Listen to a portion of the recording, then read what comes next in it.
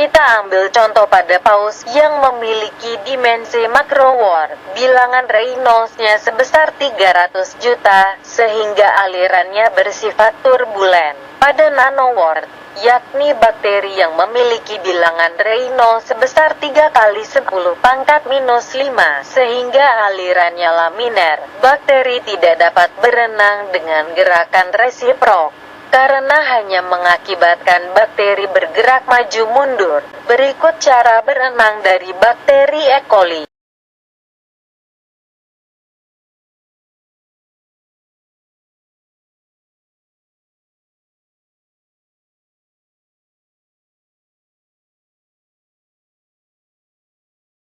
Energi masuk pada mesin dan keluar kembali dalam bentuk yang lainnya. Inilah konversi energi. Namun tetap bisa menghasilkan mesin yang efisien jika engineer mampu mengolah free energy secara baik.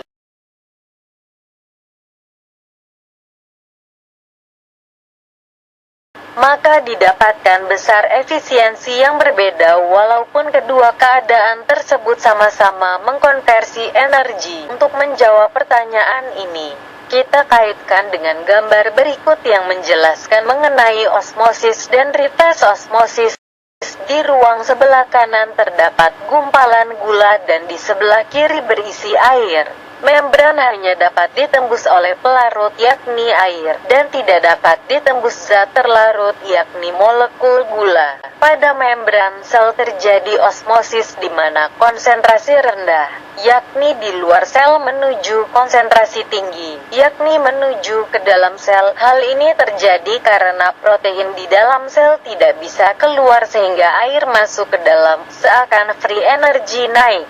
Tapi semua itu dibalas dengan adanya surface tension di mana entropi jauh lebih besar, sehingga netonya free energy akan tetap turun. Maka terbentuklah entropic force yang membuat proses berjalan spontan. Bentuk lain dari entropic force adalah tekanan osmotik pada membran sel, sehingga sel masih bisa mempertahankan perbedaan tekanan antara dalam sel dan luar sel. Molekular mesin bekerja pada mikrostat, sehingga tidak mengenal perbedaan tekanan ataupun suhu. Padahal suatu aliran terjadi jika adanya perbedaan suatu parameter. Pada masing-masing molekul memiliki potensial kimia tersendiri. Potensial kimia dipengaruhi oleh konsentrasi dan energi internal.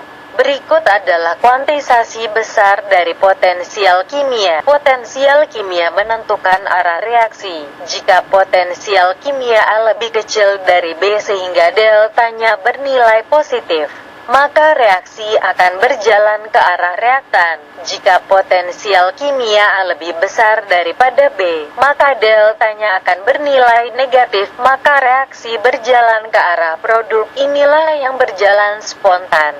Energi Gibbs tidak lain adalah free energy. 1. Kita tahu bahwa pada lingkungan laminar maka prinsip alat gerak yang digunakan pada sistem adalah periode. Jika nanobot didesain hanya akan bergerak dengan menggunakan alat geraknya. Gerakan nanobot akan efisien jika perubahan gerakan dari alat gerak nanobot dibuat seminimal mungkin sehingga efisiensi akan tercapai. 2. Jika nanobot didesain seperti membran sel di mana ada hidrofobik dan hidrofilik, sehingga free energy dari nanobot akan turun ketika nanobot sudah bersatu, maka sifat sel assembly mungkin untuk dilakukan. 3. Ketika ada ATP maka akan menjadi ADP, sehingga ada transport aktif di dalam nanobot. 4. Sistem nano menggunakan energi-energi di mana energi tersebut secara makroskopik sudah tidak bisa digunakan namun secara skala nano masih bisa digunakan.